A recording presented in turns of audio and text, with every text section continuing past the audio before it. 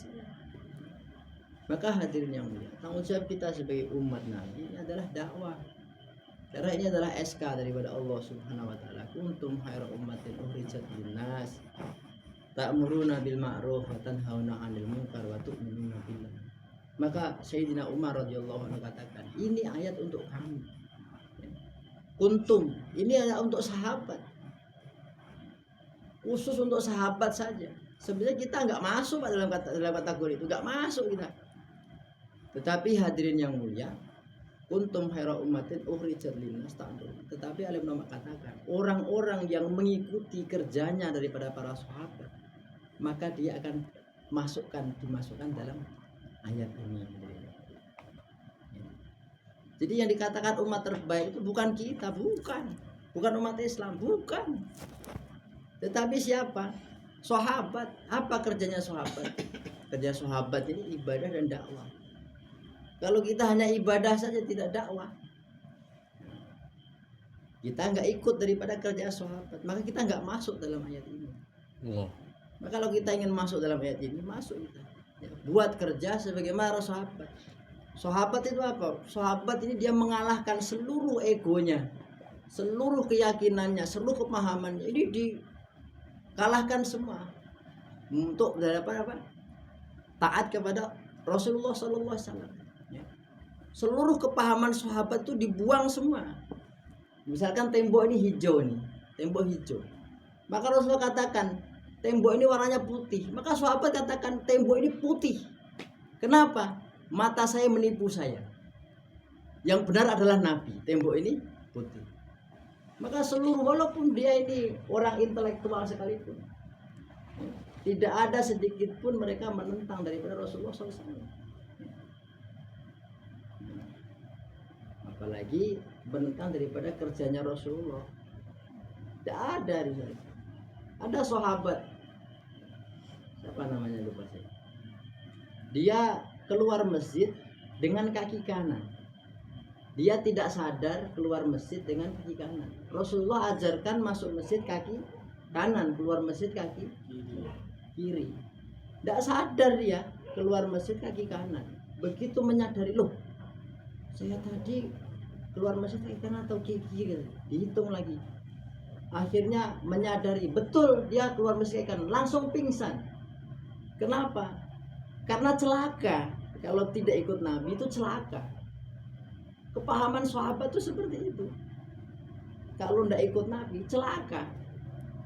Maka itulah kepahaman sahabat, sehingga sahabat diberikan kepahaman. Kenapa sahabat diberikan kepahaman seperti itu?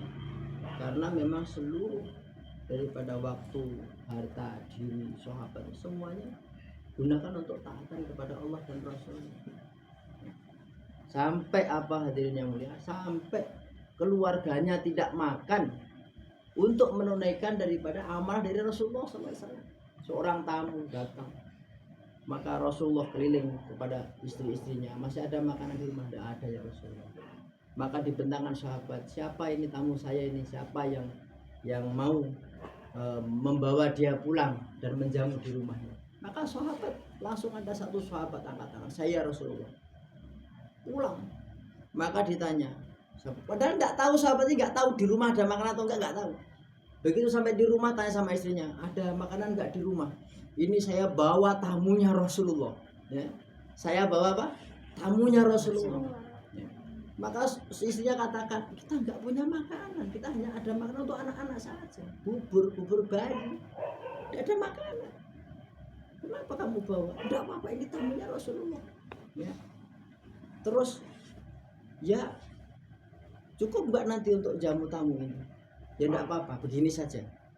Nanti waktunya makan, hidangkan makanan. Nanti setelah pas waktunya mau makan, ya anak-anak tidurkan dulu.